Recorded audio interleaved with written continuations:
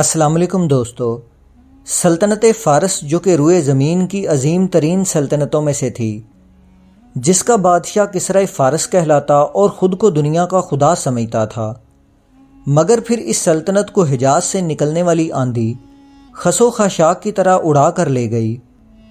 مجاہدین اسلام کے ہاتھوں سلطنت فارس کی تباہی کی داستان وہاں سے شروع ہوتی ہے جب نبی پاک صلی اللہ علیہ وسلم نے کسرائے فارس کے نام خط لکھا اور اسے قبول حق کی دعوت دی۔ کسرائے فارس خسرو پرویز، جو خود کو دنیا کا طاقتور ترین انسان اور زمینی خدا سمجھتا تھا، اس نے غرور اور حقارت سے خط کے ٹکڑے کر کے ہوا میں اڑا دیا اور اپنے یمن کے گورنر کو حکم دیا کہ محمد صلی اللہ علیہ وسلم کو گرفتار کر کے میرے پاس بھجواؤ۔ جب نبی پاک صلی اللہ علیہ وسلم کو اس واقعے کا پتہ چلا تو آپ نے فرمایا، اللہ اس کی سلطنت کے ایسے ہی ٹکڑے کرے گا۔ اسی دن سے مجاہدین اسلام کا ایمان پختہ ہو گیا کہ سلطنت فارس کی ہیبت اور جاہ و جلال ختم ہونے والا ہے اور مسلمان فارس کو فتح ضرور کریں گے۔ نبی پاک صلی اللہ علیہ وسلم کے وصال کے بعد حضرت ابوبکر صدیق رضی اللہ عنہ مسلمانوں کے خلیفہ مقرر ہوئے تو سلطنت فارس کے خلاف باقاعدہ لشکر کشی کا فیصلہ ہوا۔ اس فیصلے میں سب سے زیادہ کردار قبیلہ بنی شیبان سے تعلق رکھنے والے بحرین کے رئیس حضرت مثنی بن حارثہ کا تھا۔ دراصل مسلمان اس وقت مرتدین کے خلاف جنگوں میں مصروف تھے، جبکہ دوسری طرف لشکر اسلام شام میں رومی سلطنت کے خلاف برسر پیکار تھا۔ ایسی صورتحال میں سلطنت فارس کے خلاف جنگ کے آغاز کا فیصلہ کوئی آسان کام نہ تھا۔ اسی لیے حضرت ابوبکر صدیق رضی اللہ عنہ کسرائے فارس کے خلاف محاذ کھولنے سے پہلے سوچ و بچار میں مصروف تھے، مگر جب آپ رضی اللہ عنہ نے حضرت مثنی بن حارثہ کی ثابت قدمی دیکھی تو سلطنت فارس کے خلاف جنگ کی اجازت دے دی۔ حضرت مثنی بن حارثہ عرب کے علاقے بحرین کے رئیس تھے۔ آپ کا قبیلہ کسرائے فارس کے ماتحت تھا، مگر قبول اسلام کے بعد حضرت مثنی نے کسرائے فارس کے ظلم و ستم کے خلاف بغاوت کر دی اور اپنے چند جانبازوں کے ساتھ فارسی فوجوں کے خلاف چھاپہ مار کارروائیاں شروع کر دیں۔ یہ بہت حیرت انگیز حد تک بہادری کا کارنامہ تھا کہ ایک چھوٹے سے علاقے کا سردار سلطنت فارس کے خلاف جنگ کا آغاز کر رہا تھا۔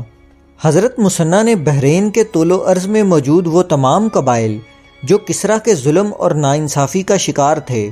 ان کو اپنے ساتھ شامل کرنے کے لیے ان قبائل کے دورے کیے، جس پر کچھ قبائل کے رضاکار آپ کے ساتھ شامل ہو گئے، مگر زیادہ تر سردار اور قبائل کسرائے فارس کے انتقام کے خوف کا شکار تھے۔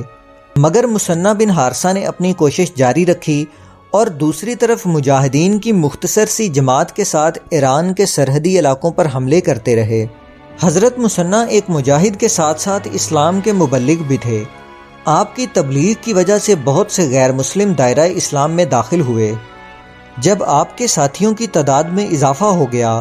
تو آپ نے بحرین کے قرب و جوار میں موجود ان قبائل کے خلاف کارروائیوں کا آغاز کر دیا جو نبی پاک صلی اللہ علیہ وسلم کے وصال کے بعد دین حق سے مرتد ہو چکے تھے۔ مرتدین کے خاتمے کے بعد آپ کسرائے فارس کے خلاف باقاعدہ جنگ کا آغاز کرنا چاہتے تھے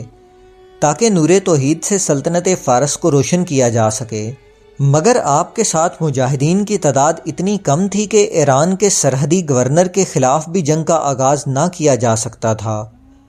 حضرت مثنی بن حارثہ نے یہ صورتحال دیکھتے ہوئے مدینہ کی طرف سفر کا ارادہ کیا تاکہ خلیفۃ المسلمین حضرت ابوبکر صدیق رضی اللہ عنہ سے مل کر سلطنت فارس کے خلاف جنگ کے لیے اجازت اور مدد لے سکیں۔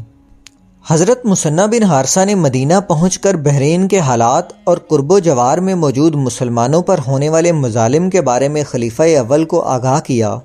حضرت ابوبکر صدیق رضی اللہ عنہ کے لیے سلطنت فارس کے خلاف محاذ جنگ کھولنے کا فیصلہ کرنا آسان نہ تھا، کیونکہ مجاہدین اس وقت مرتدین اور سلطنت روم کے خلاف جنگ میں مصروف تھے، مگر خلیفہ اول نے حضرت مثنی کی اول العزمی اور شجاعت کو دیکھتے ہوئے اجازت دے دی۔ آپ رضی اللہ عنہ نے حضرت خالد بن ولید جو اس وقت یمامہ کے مقام پر مرتدین کے خلاف جنگ میں مصروف تھے، ان کو جنگ یمامہ کے بعد سلطنت فارس کے خلاف حضرت مثنی بن حارثہ کی مدد کے لیے بھیجنے کا فیصلہ کیا۔ حضرت مثنی بن حارثہ نے بحرین پہنچ کر مسلمانوں کو حضرت خالد بن ولید کی آمد کی خبر ان الفاظ میں دی، ہماری خوش قسمتی ہے کہ کسرا فارس سے جنگ کے لیے لشکر اسلام ایک ایسے شخص کی قیادت میں آ رہا ہے جس کا اہل عجم کے پاس کوئی جواب نہیں، جس کو نبی پاک صلی اللہ علیہ وسلم نے اللہ کی تلوار کا لقب عطا کیا۔ ان کا نام خالد ابن ولید ہے۔ خالد بن ولید جو مرتدین کو شکست فاش دے چکا ہے اور اب اپنی تلوار سے عرب و عجم کے نقشے پر نئی لکیریں کھینچ رہا ہے، وہ خالد بن ولید جس کے مجاہدانہ کارناموں کی داستانیں شکست کے لفظ سے خالی ہیں، وہ اپنی تلوار اٹھا کر اپنے گھوڑے کا رخ جس طرف موڑتا ہے اس طرف حق غالب آتا اور باطل شکست کھاتا ہے۔ حضرت خالد بن ولید رضی اللہ عنہ کی عراق کے محاذ پر آمد کی خبر مجاہدین اسلام اور مثنہ بن حارثہ کے لیے بہت خوشی اور جوش کا باعث تھی، جبکہ بحرین میں موجود مسلمانوں کے دشمنوں اور فارس کے سرحدی علاقوں کے حاکم کے لیے بہت پریشان کن تھیں، کیونکہ حضرت خالد بن ولید کی بہادری، شجاعت اور جنگی مہارت کے قصے ہر جگہ مشہور ہو چکے تھے۔ حضرت خالد بن ولید کو جب خلیفہ اسلام حضرت ابوبکر صدیق کا حکم ملا تو وہ یمامہ کے مقام پر مسیلمہ کذاب کے 40,000 کے لشکر کو شکست دے کر عرب سے مرتدین کا خاتمہ کر چکے تھے۔ حضرت ابوبکر صدیق کا حکم ملتے ہی آپ خلیفۃ المسلمین سے ملاقات کے لیے یمامہ سے مدینہ کی طرف روانہ ہوئے۔ دوسری طرف حضرت مثنہ بن حارثہ حضرت خالد بن ولید کے پہنچنے سے پہلے بحرین سے کفر کا مکمل خاتمہ کرنا چاہتے تھے، تاکہ حضرت خالد کی آمد پر سلطنت فارس کی طرف پیش قدمی شروع کر دی جائے۔ اس مقصد کے لیے آپ نے بحرین میں موجود کفار کے آخری قلعہ پر حملہ کر دیا،